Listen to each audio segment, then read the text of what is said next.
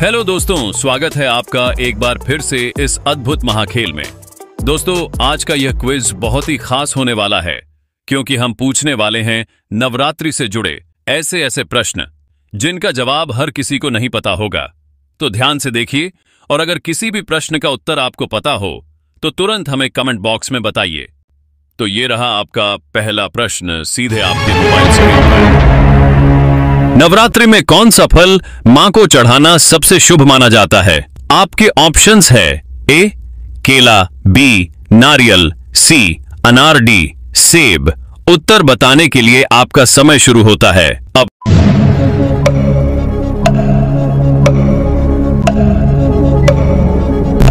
दोस्तों, इस प्रश्न का सही उत्तर होगा ऑप्शन बी नारियल। इस खेल का दूसरा प्रश्न सीधे आपके मोबाइल स्क्रीन पर।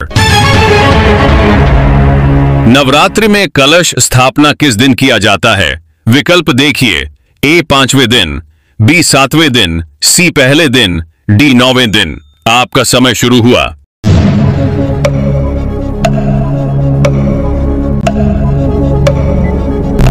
इस प्रश्न का सही उत्तर होगा ऑप्शन सी पहले दिन। जी हां दोस्तों, नवरात्रि के पहले दिन ही कलश की स्थापना की जाती है। इस खेल का तीसरा प्रश्न ये रहा सीधे आपके मोबाइल स्क्रीन पर। नवरात्रि में दीप जलाने का क्या महत्व है? एक घर सजाने के लिए, बी अंधेरा दूर करने के लिए, सी मां दुर्गा का आह्वान करने के लिए, या फिर ऑप्शन डी सिर्फ रिवाज के लिए।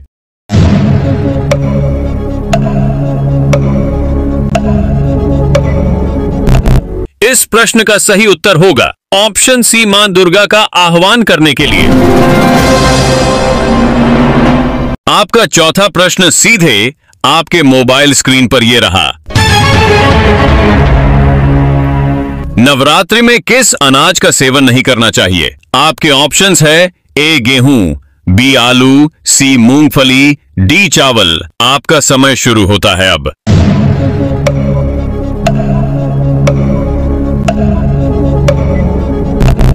इस प्रश्न का सही उत्तर होगा ऑप्शन डी चावल।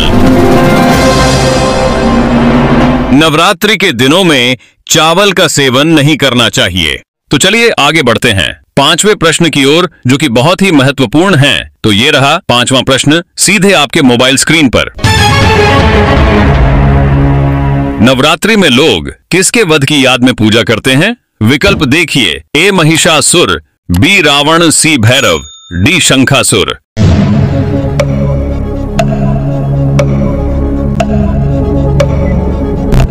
इस प्रश्न का सही उत्तर है ऑप्शन ए महिषासुर।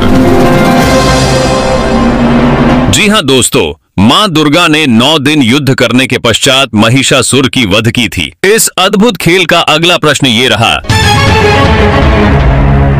नवरात्रि में उपवास रखने का मुख्य उद्देश्य क्या है? विकल्प देखिए, ए दिखावे के लिए, बी शरीर को स्वस्थ रखना, सी भक्ति और आत्मसंयम, डी ये सभी। उत्तर बताने के लिए आपका समय शुरू होता है अब।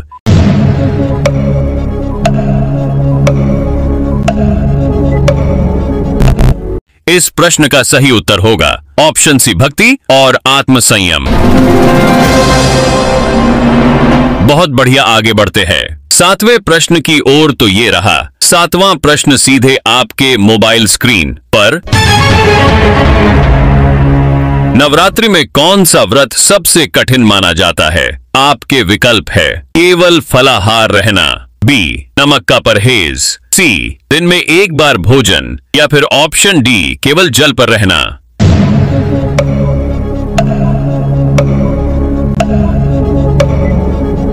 इस प्रश्न का सही उत्तर होगा ऑप्शन डी केवल जल पर रहना।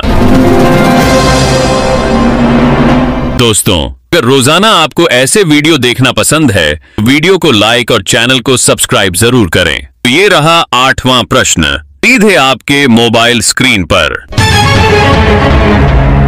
नवरात्रि में अखंड ज्योति किस चीज का प्रतीक है? आपके विकल्प है ए ज्ञान और शक्ति का, बी धन का, सी धर्म का, डी युद्ध का। आपका समय शुरू हुआ।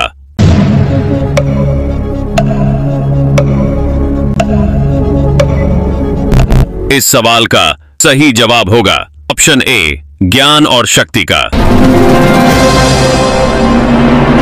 इस अद्भुत महाखेल का 9वां प्रश्न सीधे आपके मोबाइल स्क्रीन पर यह रहा। नवरात्रि में दुर्गा जी को कौन सा फूल सबसे ज्यादा चढ़ाया जाता है? विकल्प जरा ध्यान से देखिए। ए, चांदनी की, बी, अड़हुल की, सी, गेंदे की, डी, गुलाब की।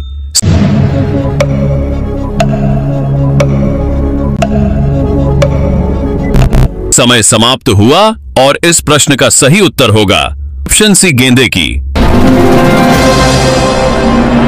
जी हां, नवरात्रि के दिनों में सबसे ज्यादा दुर्गा मां को गेंदे का फूल चढ़ाया जाता है। इस अद्भुत महाखेल का अंतिम प्रश्न सीधे आपके मोबाइल स्क्रीन पर। नवरात्रि में उपवास रखने वाले लोग कौन सा नमक खाते हैं? आपके ऑप्शंस है ए, काला नमक, बी, सेंधा नमक, सी, ए और बी दोनों, डी, समुद्री नमक। उत्तर बताने के लिए आपका समय शुरू होता है।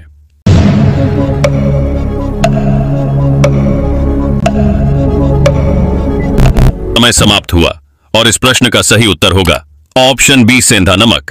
दोस्तों, अगर आपको यह वीडियो अच्छा लगा हो तो वीडियो को एक प्यारा सा लाइक और चैनल को सब्सक्राइब जरूर करें। मिलते हैं ऐसे ही अगले जानकारीपूर्ण वीडियो में।